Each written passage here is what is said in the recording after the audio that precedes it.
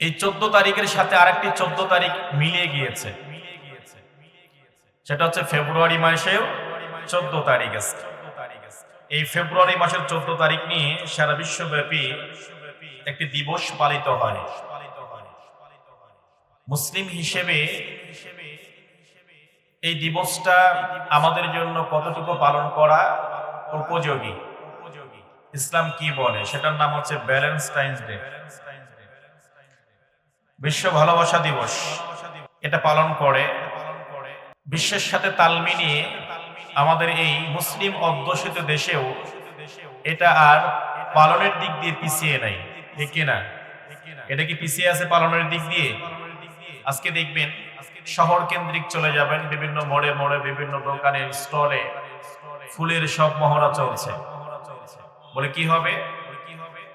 ফুল দিয়ে ভালোবাসা বরণ করতে হবে।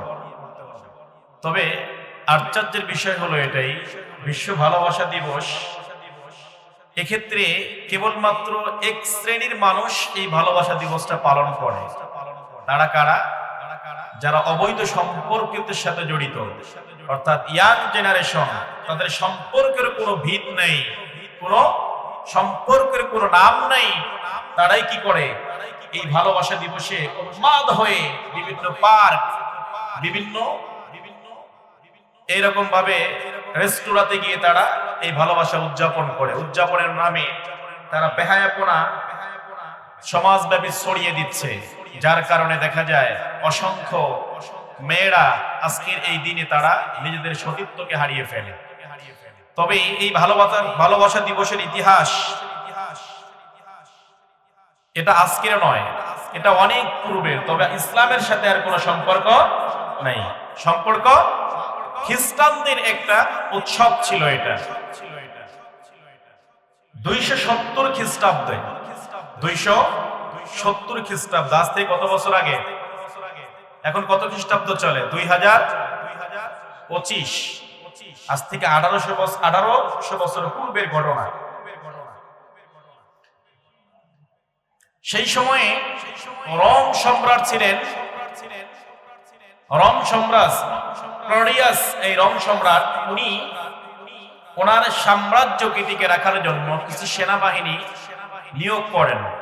এই সেনাবাহিনী তাদেরকে শক্তি হারিয়ে যাবে সেই ভয়ে সেনাবাহিনীদের ভিতরে তিনি বিবাহ বন্ধন নিষিদ্ধ করে দেন, যে বিবাহ করলে তাদের শক্তি ফুরিয়ে যাবে, সেজন্য বিবাহ করা যাবে না। তখন বিবাহ সিস্টেমটা তিনি কি করেন? নিষিদ্ধ করে দেন। সেই সময়ে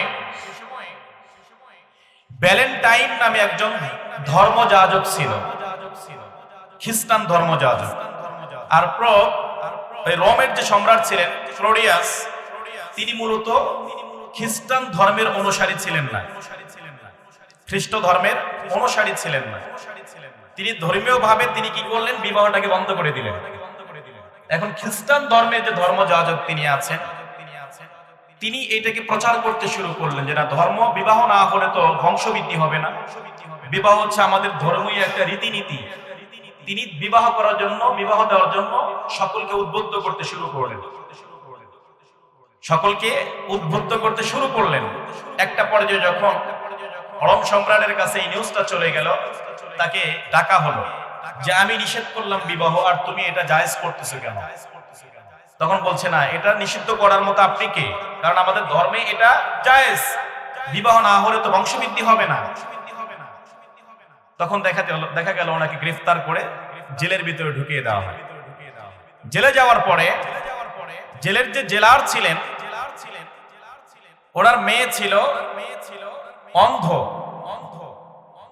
এই যে গির্জার যে প্রোপ ছিলেন, মূলত ইনিও ওই মেয়েটাকে চিকিৎসা করে ভালো করে দেন, চিকিৎসা করে ভালো করে দেন। এক পর্যায়ে তার সাথে একটা অবৈধ সম্পর্ক গড়ে ওঠে।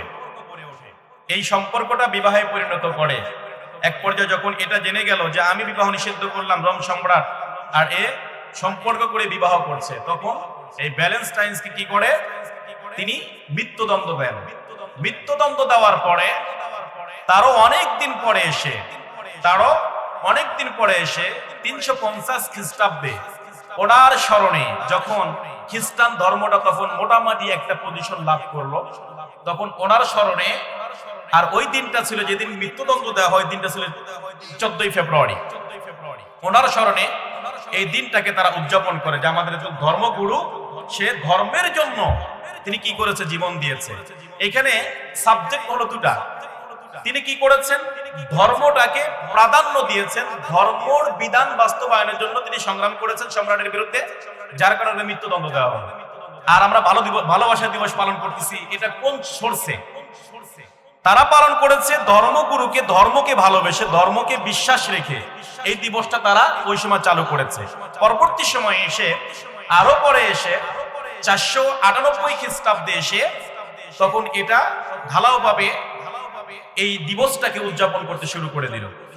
এরপরে 1776 খ্রিস্টাব্দে এসে যখন এই দিবসকে কেন্দ্র করে বেহায়াপনা সয়লাভ হয়ে গেল সমাজের ভিতরে, তখন ফ্রান্সের রাজা তিনি এটা নিষিদ্ধ করে দিলেন, এই দিবস আর পালন করা চলবে না। পরবর্তী সময়ে হাঙ্গেরি, ফ্রান্স, জার্মানি, ম্যাক্সিমাম দেশ এই দিবসটাকে নিষিদ্ধ করে দিয়েছে। ধারাবাহিকভাবে পাকিস্তান আমাদের পার্শ্ববর্তী দেশ, এটাও যেহেতু ইসলামের সাথে কোনো সম্পর্ক নেই, সেজন্য পাকিস্তানও এই দিবসটা পালন করা নিষেধ। কিন্তু আমরা বাঙালিরা আমাদের দেশে কেমনে আসে? 30 বছর পূর্বে মুরব্বীরা যারা আছেন, এই দিবস সম্পর্কে আপনাদের কোনো আইডিয়া ছিল? জানতেন? 30 বছর পূর্বে জানতেন না। বাংলাদেশে প্রবেশ করেছে 1992 অথবা 96, দুটি মত আছে, 92 অথবা 96। কারা এটা প্রবেশ করালো? হলুদ মিডিয়া চেনেন? হলুদ মিডিয়া, হলুদ সাংবাদিক। দেখবেন তো দেশের কোনো খবর এরা প্রচার করে না, দেশের কোনো গুরুত্বপূর্ণ খবর এরা প্রচার করছে না। দেশ রসাতলে যাচ্ছে, যাক, এরা শুধু কোন তারকা, কোন নষ্টামি, কোন প্রোগ্রাম নিয়ে ব্যস্ত আছে, যে পরিমণি কি করতেছে, এ মণি কি করতেছে, কেমন করে পায়খানা করলো, কেমন পোশাক করলো, এগুলোই প্রচার নিয়ে তারা ব্যস্ত আছে। দেশের সব অশ্লীলতা প্রমোট করার জন্য এক শ্রেণীর মিডিয়া আছে, এই মিডিয়াগুলোর মাধ্যমেই আমাদের দেশে এই দিবসটা সর্বপ্রথম প্রবেশ করে। আজকে দুটি দিন একসাথে পড়ে গিয়েছে, যেই নোংরা একটা দিবস আর আমাদের জন্য উত্তম একটা রজনী। সেজন্য আমাদের এখান থেকে কি করতে হবে? বেঁচে থাকতে হবে। এখন আসুন, ভালোবাসা দিবস হলোতে আপনি ভালোবাসবেন, কেবলমাত্র এই ইয়াং জেনারেশন ভালোবাসাবাসী দেখাবে। আপনাদের মনে কি ভালোবাসা নাই? হ্যাঁ, কেবলমাত্র ভালোবাসা এক জায়গায়, সন্তানের প্রতি মায়ের ভালোবাসা নাই? আছে না নাই? সন্তানের প্রতি পিতার ভালোবাসা নাই? কেন আজ পর্যন্ত কোনো দেখলাম না এই ভালোবাসা দিবসকে কেন্দ্র করে কোনো সন্তান একটা ফুল নিয়ে এসে মাকে দিল, যে মা আজকে ভালোবাসা দিবস, আমি তোমাকে অনেক ভালোবাসি, দিলাম। এরকম ঘটনা ঘটছে কখনো? তার মানে এটা কি? বেহায়াপনার অন্যতম একটা মাধ্যম। আর ইসলাম এটাকে, বেহায়াপনাকে নিষিদ্ধ করেছেন। ইসলাম যেই জিনিসটাকে নিষিদ্ধ করেছেন, আপনি লক্ষ্য করলে দেখবেন ইসলাম যেটাই নিষিদ্ধ করেছেন, সেটা হয় আপনার জন্য ক্ষতি, পরিবারের জন্য ক্ষতি, সমাজের জন্য ক্ষতি, রাষ্ট্রের জন্য ক্ষতি। আর ক্ষতি দেখেই ইসলাম কি করেছে? সেটা নিষেধ করেছে। ক্ষতি দেখেই সেটা কি করা হয়েছে? নিষিদ্ধ করা হয়েছে। এখন এই যে অবৈধ সম্পর্কের মাধ্যমে যে সন্তানগুলো জন্ম হয়, এই যে ভালোবাসা দিবসকে কেন্দ্র করে বেহায়াপনা গুলো হয়, এখন যদি বিবাহ বন্ধন বন্ধ হয়ে যেত, বিবাহ যদি সিস্টেমটা নিষিদ্ধ হয়ে যেত, বিবাহ একটা হালাল পন্থা, যে পন্থার মাধ্যমে কি হয়? বংশবৃদ্ধি হয়। এখন যদি বিবাহ না থাকতো, তাহলে অশ্লীলতার সয়লাভ হয়ে যেত না সমাজে? হ্যাঁ, বিবাহ না থাকলে অশ্লীলতার সয়লাভ হয়ে যেত। আর অশ্লীলতা যখন ছড়িয়ে যেত, এই অবৈধ মেলামেশার কারণে যদি কোনো সন্তান হতো, এই সন্তানের কোনো পরিচয় থাকতো? হ্যাঁ, কোনো পরিচয় থাকে কি? যারা সন্তানের কোনো পরিচয় আছে নাই, ওরা পরিচয় দিতে পারে না। তার মানে সমাজ আরো ধ্বংসের দিকে যাবে। সেজন্য ইসলাম এটাকে প্রমোট করে না। ইসলাম এই সবকে কখনোই সমর্থন করে না। আপনাদের এখান থেকে ফিরে আসতে হবে। যদি ফিরে না আসেন, তাহলে ভয়ঙ্কর শাস্তির কথা আল্লাহ তাআলা বলেছেন। সেজন্য এই দিবসটা আমাদের জন্য নয়। আপনারা ইয়াং জেনারেশন যাদেরই আছে, ইয়াং পোলাপান যাদের আছে, তাদেরকে আপনারা বুঝাবেন যে এটা আমাদের দিবস নয়, এটা উদযাপন করছো, এটা আসলেই খ্রিস্টানদেরও একটা দিবস নয়, কারণ খ্রিস্টানরা মূলত ধর্মটাকে ভালোবেসে দিবসটা শুরু করেছিল, এই প্রেম প্রীতি করার জন্য নয়, ধর্মকে ভালোবেসে। সেটাও কিন্তু নাই, সেটাকে কেটে সেটে এখন বেহায়াপনা দিবস হয়ে গিয়েছে। সেজন্য এখান থেকে আমাদের আল্লাহ তাআলা সকলকে হেফাজত করে আমরা সকলে বলে আমিন। আরো যদি বলি আমিন।